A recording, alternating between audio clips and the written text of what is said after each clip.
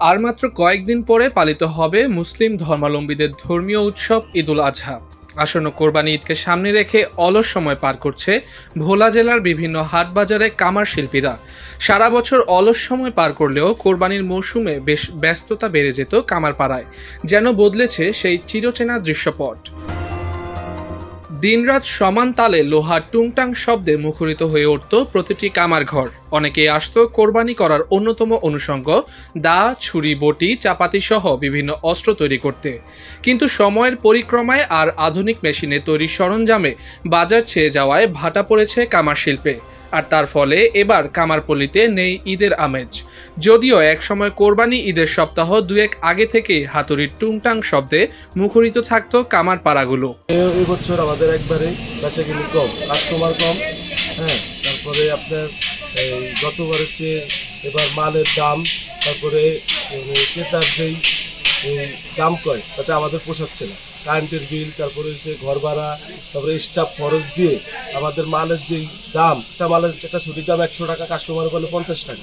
গত বছরের তুলনায় এবছর তেমন কোনো কাস্টমারের দেখা মেলেনি বলে জানিয়েছেন তারা। কামাররা জানান, কোরবানির ঈদ উপলক্ষে কয়লা ও লোহার দাম বেড়ে গেছে, তাই দাম বেড়েছে কোরবানির সরঞ্জামের দামও। বিভিন্ন দোকান ঘুরে দেখা গেছে কোরবানির ঈদের আর কয়েকদিন বাকি থাকলেও কামার দোকানগুলো নেই ক্রেতাদের ভিড়। বছরের একবারই ভালো ব্যবসার আশায় বছর ধরে অপেক্ষায় থাকা কামার শিল্পীরা ক্রেতাদের আশার প্রহর গুনছেন। আশানুরূপ বিক্রি নেই বলে মন ভালো নেই কামার শিল্পীদের। গত বছর দোকানদারি করতে খুব ভালোই গেছে, এইবার দোকানদারিতে অনেক চিন্তিত আছি, কোনো বেচা বিক্রি নাই। বিগত দিনে এখন আগের মতোই কিনা বেচা হচ্ছে না।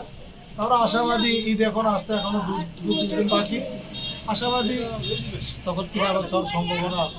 ভোলা শহরের কালীনাথ রায়ের বাজারের কামার শিল্পী মিজানুর রহমান বলেন, কেনা বেচা তো হচ্ছেই না, কোনো পুরাতন কাজও হচ্ছে না। আমরা যে কর্মচারী চালাচ্ছি তাদের বেতন দিয়ে যেতে পারবো কিনা তার সন্দেহ আছে।